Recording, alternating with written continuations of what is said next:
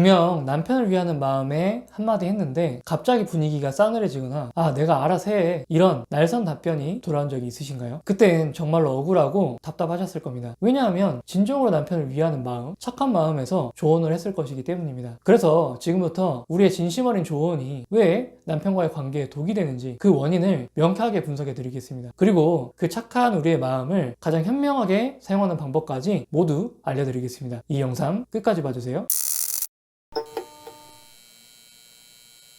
이렇게 좁은 땅덩어리인 한국에서도 사투리라는 것이 존재합니다. 같은 한국어를 쓰지만 대화가 잘 안 되는 그런 경우가 상당히 많이 있죠. 예를 들어 경상도 사람이 서울 사람에게 이렇게 이야기합니다. 밥 먹었나? 라고 말이죠. 그런데 경상도 사람과 대화를 잘 안 해본 사람이라고 한다면 이렇게 생각을 할 수도 있어요. 뭐야 저 말투는? 나한테 밥 먹었냐고 뭐 시비를 거는 건가? 라고 말이죠. 그런데 영화나 드라마를 많이 봐왔던 우리는 다 알고 있을 겁니다. 단순히 그 경상도 사람은 서울 사람에게 순수하게 안부 인사를 건넨 것이라는 걸 말이죠. 이런 일이 남편과 우리 사이에도 매번 일어나고 있다고 보시면 됩니다. 예를 들어 이런 거죠. 남편이 운전하다가 새로운 길로 들어갑니다. 그때 우리가 내비게이션 보면서 말을 해줘요. 자기야 그 길 아니야. 여기 보니까 다음 사거리에서 빠져야 되는데. 이때 우리의 의도는 명확합니다. 더 빠르고 편한 길로 가서 남편의 고생을 덜어주고 싶은 마음, 이런 마음이었을 거예요. 하지만 남편의 표정은 매우 좋지 않았을 겁니다. 짜증 섞인 표정으로 내가 알아서 간다고 라는 말을 했을 거예요. 남편은 우리의 말을 이렇게 해석했을 겁니다. 너는 길 하나 제대로 못 찾구나. 너의 판단을 믿지 말고 내비게이션이 말하는 대로 가야 돼. 이렇게 말이죠. 아내가 자신만의 길을 찾는 방식이나 운전 실력에 대해서 불신하고 있다고 해석하고 매우 불쾌했을 거예요. 물론 어떤 경우는 남편이 아내에게 안 좋은 감정이 있어서 보복하려고 하거나 일부러 아내를 통제하려고 감정적인 모습을 보이는 경우도 있을 겁니다. 하지만 그런 경우는 극히 드물 거예요. 앞서 말씀드린 것처럼 경상도 사람과 서울 사람이 의사소통에서 오해가 발생했던 것처럼 남편과 우리 역시 같은 언어를 쓴다고 생각을 하지만 서로 다른 사투리를 사용하기 때문에 발생하는 자연스러운 오해일 가능성이 대단히 높습니다. 그렇다면 왜 남편과 우리는 같은 언어를 쓰지만 사투리가 다른 걸까요? 언어학자인 데보라 테너는 남성과 여성이 세상을 바라보는 관점 자체가 다르기 때문이라고 설명합니다. 그녀에 따르면 여성은 주로 세상을 연결망으로 본다고 해요. 즉 누가 힘이 센가 이런 것들을 보는 게 아니라 우리가 얼마나 다른 사람들과 연결되어 있는가 이걸 계속 신경 쓴다는 말인 거죠. 그래서 여성들은 대화를 통해 관계를 맺고 친밀감이 형성하는 공감 대화를 자주 활용을 합니다. 이렇게 공감 대화를 활용하는 여성의 뇌를 주방의 도구에 비유를 하면 여러 기능을 하나로 합친 만능 요리 기구와 같습니다. 실제로 여성의 뇌는 좌뇌와 우뇌를 연결하는 통로인 뇌량이 남성보다 훨씬 더 발달되어 있다고 합니다. 그래서 언어, 감정, 논리를 동시에 잘 연결시켜서 관계라는 복잡한 그런 요리를 만드는데 능숙한 거죠. 그래서 여성에게 대화란 이 모든 기능을 사용해 친밀감이라는 멋진 요리를 완성하는 과정인 겁니다. 이렇게 여성의 뇌가 관계라는 요리를 만드는 만능 기구라면 남성의 뇌는 어떤 도구에 비유할 수 있을까요? 일단 남성은 여성과 다르게 세상을 이렇게 본다고 합니다. 누가 더 위에 있고 누가 더 유능한가 이것들을 끊임없이 파악한다고 해요. 그래서 세상을 거대한 경쟁의 장으로 바라보는 경향이 있다고 합니다. 그 안에서 남성들은 자신의 지위와 독립성을 지키기 위해서 정보 전달 대화, 해결 중심 대화를 주로 사용한다고 합니다. 이런 대화 방식을 잘 사용해야 내 능력을 잘 보여주고 경쟁에서 살아남을 수 있다고 생각하는 거죠. 그래서 남성의 뇌는 요리도구로 따진다면 최고급 전문 칼과 같습니다. 고기를 자르거나 뼈를 부수는 것처럼 특정 목적에만 최적화된 도구인 거죠. 뇌과학적으로도 남성의 뇌는 문제 해결과 관련된 특정 영역이 더 활성화되는 경향을 보입니다. 그래서 남성에게 대화란 눈앞의 문제를 해결하기 위해 가장 날카로운 칼날, 즉 정보를 전달하고 해결책을 사용하는 그런 과정인 셈이죠. 자, 이제 이 관점을 아내가 남편에게 하는 조언인 이런 상황에 적용해 보겠습니다. 남녀의 차이를 이해하면 왜 우리의 선한 조언이 최악의 결과를 낳는지 명확하게 보입니다. 아내의 조언은 우리 관계를 더 좋게 만들자 이것이거나 너가 좀 더 진심으로 편했으면 좋겠다 라는 관계 중심적 소통의 일환이었을 거예요. 그 말에는 상대를 위하는 마음과 더 나은 결과를 함께 만들고 싶어서 협력하고 싶은 마음이 담겨 있는 거죠. 하지만 정보 전달과 문제 해결을 대화의 목적으로 두는 남편에게 이 조언은 전혀 다른 의미로 다가오게 됩니다. 남편은 아내가 한 그 조언 자체의 내용보다 조언을 한다라는 행위 그 자체에 먼저 주목하게 돼요. 그리고 그 행위를 이렇게 해석하게 돼요. 내가 당신보다 더 나은 방법을 알고 있으니 나의 방식을 따라라. 이런 지시나 명령으로 그 조언을 받아들이게 되는 겁니다. 결국 아내의 조언은 남편의 귀 속에서 이렇게 들리는 거예요. 너는 이 문제 하나 제대로 해결할 능력이 없구나. 있구나. 그러니 그냥 내가 정답을 알려준다고 라고 말이죠. 이건 남편의 존재 이유와도 같은 유능함을 정면으로 부정하는 말처럼 들리게 됩니다. 그래서 아내의 말은 의도와는 전혀 다르게 매우 공격적인 메시지로 남편이 받아들이게 되죠. 그럼 우리는 어떻게 해야 남편과 현명하게 소통할 수 있을까요? 지금부터 이 모든 문제를 해결할 방법을 알려드리겠습니다. 그건 간단해요. 쓸모없는 조언을 멈추고 원하는 것을 얻는 구체적인 요청을 시작하는 겁니다. 조언보다 요청하는 방식이 훨씬 더 효과적인 이유는 뭘까요? 조언은 그 자체로 내가 당신보다 더 나은 방법을 알고 있다 라는 메시지를 전달하게 됩니다. 예를 들어 방 좀 치우는 게 어때? 라고 하는 간단한 조언조차도 남편에게는 너는 방 상태에 지금 문제점도 모르는구나 라고 들릴 수 있게 되는 거죠. 하지만 요청은 다릅니다. 요청은 나의 필요를 전달하고 상대의 능력을 빌리는 협력의 형태를 띠게 돼요. 내가 지금 다른 일을 하고 있어서 그런데 혹시 방 청소 좀 해줄 수 있을까? 이런 요청은 남편의 현재 상태를 존중하면서 그의 능력을 필요로 한다는 신호를 보내게 됩니다. 이건 남편의 자율성과 능력을 존중하는 가장 확실한 방법이기 때문에 최소한 남편의 감정을 긁지는 않아요. 또한 운이 좋다면 남편 스스로 유능한 해결사라는 느낌을 갖게 만들어줍니다. 그렇게 되면 남편은 언제든 우리의 요청에 쉽게 응하게 될 수도 있는 거죠. 다만 이런 말씀을 드리면 마음속에서 이런 생각들이 드실 겁니다. 그런 요청을 해봤는데요. 우리 남편은 안 바뀌던데요? 이런 말들일 거예요. 여기서 가장 중요한 관점의 전환이 필요합니다. 요청의 목적을 남편을 바꾸기 위한 수단으로만 보지 않으셨으면 합니다. 이렇게 생각하셨으면 해요. 내가 조언을 멈추고 요청하는 걸 연습하는 건 내 스스로 남자라는 동물을 잘 이해하고 나아가 사람을 다루는 능력을 잘 키우는 연습을 하는 것이다. 이렇게 말이죠. 우리가 남편의 변화라는 결과에만 의존하면 우리는 남편의 반응 하나하나에 지치고 실망하게 될 겁니다. 하지만 반대로 이 연습을 하는 이유를 나에게서 찾으면 어떨까요? 우리 스스로 상황을 주도할 수 있는 매력적이고 가치 있는 여성이 되는 것, 이것에 맞춘다면 말이죠. 그것에 따라오는 결과는 생각보다 많이 다를 겁니다. 우리가 사람을 이해하고 관계를 이끄는 능력이 커지면 남편뿐만 아니라 아이들도 우리를 잘 따르게 되고 다른 모든 인간관계에서도 긍정적인 영향력을 발휘하게 될 겁니다. 그리고 남편의 긍정적인 변화는 내가 성장함으로써 자연스럽게 따라오게 되는 보너스 같은 느낌이 될 거고요. 다만 이런 생각도 드실 겁니다. 어차피 제 남편은 들어주지 않을 게 확실해서 뻔히 거절당할 텐데 그래서 요청하는 게 자존심 상해요 라고 말이죠. 네, 충분히 그럴 수 있습니다. 인간은 누구나 다 거절을 두려워하기 때문입니다. 하지만 조금만 더 생각해 본다면 무엇이 가장 더 현명한 선택인지 알 수 있을 거예요. 우리가 거절이 싫어서 남편에게 지속적으로 조언을 한다면 어떻게 될까요? 우리가 이미 분석했듯이 남편의 뇌는 조언을 평가와 도전으로만 받아들입니다. 그 결과는 아마 99% 정도의 확률로 내가 알아서 해 라는 짜증 섞인 반응 혹은 차가운 침묵이 돌아올 뿐일 거예요. 이건 거의 정해진 실패의 길이죠. 그런데 거절을 받더라도 지속적으로 요청하는 건 어떨까요? 네, 이 또한 당연히 거절당하면서 우리가 상처를 입을 수는 있습니다. 하지만 우리의 요청을 들어줄 확률은 적어도 조언을 할 때보다는 높을 겁니다. 최소한 남편의 심기를 건드리지는 않을 거거든요. 성공 확률이 0%는 아니라는 거죠. 그리고 더 중요한 건 거절당했을 때 우리가 받는 타격이 훨씬 더 적다는 겁니다. 우리가 남편에게 조언을 실패하게 되면 너는 왜 나를 가르치려 드냐 라는 말이 바로 날라올 거예요. 이 남편의 공격은 남편과 우리 사이의 관계에 치명적인 영향을 미칩니다. 하지만 요청이 거절되는 건 어떤가요? 아 미안 지금 좀 힘드네 이 정도로 상황에 대한 거절일 가능성이 높을 거예요. 물론 이 또한 서운할 수는 있겠지만 관계 자체를 공격받는 것보다는 훨씬 나을 겁니다. 결국 어차피 거절이나 부정적인 반응을 감수해야 한다면 관계에 큰 상처를 남기는 조언보다는 성공의 가능성이 1%라도 더 있고 실패하더라도 상처가 덜한 요청을 선택하는 것이 가장 현명한 전략입니다. 우리는 남편과의 관계를 지키고 남편에게서 무언가를 얻어낼 수 있는 확률을 높이는 건 조언이 아닌 요청이다 라는 것을 반드시 기억해야 합니다. 그렇다면 이 요청의 성공 확률을 높일 수 있는 아주 구체적이고 현명한 꿀팁 4가지를 지금부터 알려드리겠습니다. 첫 번째는 아주 뜬금없더라도 사소한 요청부터 시작을 해보는 거예요. 아마 많은 아내분들이 남편에게 요청하느니 차라리 내가 해버리고 말지 라고 생각하면서 살았던 세월이 많았을 겁니다. 그러다 보니 제가 아내분들에게 요청을 해보라고 하면 무슨 요청을 해야 하는지 난감해하는 경우가 정말로 많아요. 그러니 거창한 요청부터 하려고 하지 마시고 정말로 사소한 것부터 요청해 보시면 됩니다. 남편에게 나 물 한 잔만 갖다 줄 수 있어? 자기야 리모컨 좀 건네줄 수 있어? 이런 것들처럼 말이죠. 사람의 심리가 작은 요청에 응하게 되면 스스로를 협조적인 사람, 좋은 사람으로 인식하게 됩니다. 그리고 그 다음에도 그 정체성을 유지하기 위해 즉 일관성을 지키기 위해 더 큰 요청에도 응하는 경향성이 생겨요. 설득의 심리학에서는 문간에 발 들여놓기 전략이라고 이야기를 합니다. 자기야 나 물 한 잔만 리모컨 좀 건네줄래? 이런 사소하고 쉬운 요청은 남편의 마음에 나는 아내의 부탁을 들어주는 괜찮은 남편이야 이런 긍정적인 자기인식을 심어주게 되는 거죠. 그렇게 작은 성공 경험이 쌓이면 나중에는 이번 주 말에 주말에 30분만 같이 집 청소할까? 또는 아이 문제로 진지하게 얘기 좀 하고 싶어. 이런 더 큰 요청을 남편이 들어줄 확률이 높아질 겁니다. 두 번째는 우리라는 울타리 안으로 남편을 끌어들이는 전략입니다. 예를 들어 집이 지저분할 때 많은 아내분들이 자신도 모르게 남편에게 이렇게 말할 거예요. 이 정도는 당신이 좀 치워줘 라고 말이죠. 이 말은 비록 요청의 형태를 띠고 있긴 하지만 남편을 비난한다는 느낌을 주기 쉽습니다. 남편은 방어적인 마음이 생길 수밖에 없죠. 하지만 조금 더 현명한 아내라면 이렇게 이야기를 할 거예요. 자기야, 요즘 우리 둘 다 바빠서 집이 좀 엉망이네. 우리 주말에 30분만 시간 내서 같이 치워볼까? 라고 말이죠. 이 우리라는 단어 하나가 생각보다 요청의 확률을 높일 수 있습니다. 너라는 단어가 남편을 나와 분리해서 나는 맞고 너는 틀리다 라는 느낌을 준다고 한다면 우리라는 단어는 남편을 나와 함께하는 같은 팀, 동료라는 느낌을 주게 됩니다. 이렇게 우리라는 단어만 잘 쓰더라도 남편은 자신이 비난의 대상이라고 느끼기가 어렵습니다. 오히려 지저분한 집이라는 공동의 적을 함께 물리쳐야 되는 든든한 아군이 되는 거죠. 세 번째는 선택권을 주는 겁니다. 쓰레기 좀 버려줘 라고 하기보다 밥 다 먹었으니까 이제 쓰레기를 버리고 올까? 아니면은 설거지를 좀 해줄래? 이런 식으로 말을 해서 남편에게 선택권을 주는 겁니다. 사람들은 통제당하는 것을 싫어하지만 스스로 선택했다는 느낌을 받으면 그 결정에 대한 만족도와 책임감이 올라가게 됩니다. 이 심리를 이용하는 거죠. 결과적으로는 우리가 원하는 것을 얻기도 하고 남편은 자신의 선택이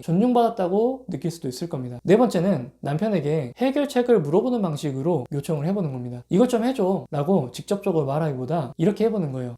저기 선반이 높은데 내 키가 안 닿네. 어떻게 해야 물건을 꺼낼 수 있을까? 이렇게 문제 상황 자체에 대한 도움을 요청해보는 거예요. 이렇게 하면 남편을 수동적인 조력자가 아니라 문제를 나서서 해결하는 능동적인 조력자로 만들어주게 됩니다. 남편의 해결 중심 대화 방식을 역이용할 수 있는 그런 방법인 거죠. 남편은 높은 확률로 지시를 받는다고 느끼지는 않을 거예요. 오히려 자신의 능력을 발휘하고 뽐낼 수 있는 상황이라고 생각하게 될 겁니다. 어떠셨나요? 오늘 우리는 남편에게 조언이 왜 통하지 않는지, 그리고 요청이 왜 훨씬 더 강력한 무기가 되는지 알아봤습니다. 그건 단순히 남편이 나빠서가 아니라 남편과 아내가 사용하는 언어, 즉 대화의 목적 자체가 다르기 때문이라고 말씀드렸습니다. 조언이 관계의 충돌을 일으키는 지름길이라면 현명한 요청은 원하는 것을 얻어내는 가장 확실하고 쉬운 방법일 겁니다. 오늘 알려드린 4가지 방법들을 적용해서 요청을 자주 해보시면 좋을 것 같아요. 이제 선택은 우리의 몫입니다. 사소한 조언으로 감정을 소모하고 남편의 반응에 상처받는 그런 아내로 남을 것인지, 아니면 남편의 언어를 이해하고 존중해서 지혜로운 요청을 통해 남편을 이끄는 현명한 아내가 될 건지를 말이죠. 물론 높아심에 한 번 더 말씀드리면 이 모든 노력의 최종 목적은 바뀐 남편이 아닙니다. 어떤 상황에서도 관계를 주도하는 지혜롭고 매력적인 내가 되기 위함입니다. 이 목적을 놓치지 않고 지속적으로 요청을 하고 원하는 걸 얻어내기 위해서 노력하다 보면 분명 높은 확률로 우리의 조언을 피하고 반박하기만 했던 그런 남편이 우리의 요청을 적극적으로 들어주고 협조하는 남편으로 변하는 것을 느낄 수 있을 거라고 확신합니다.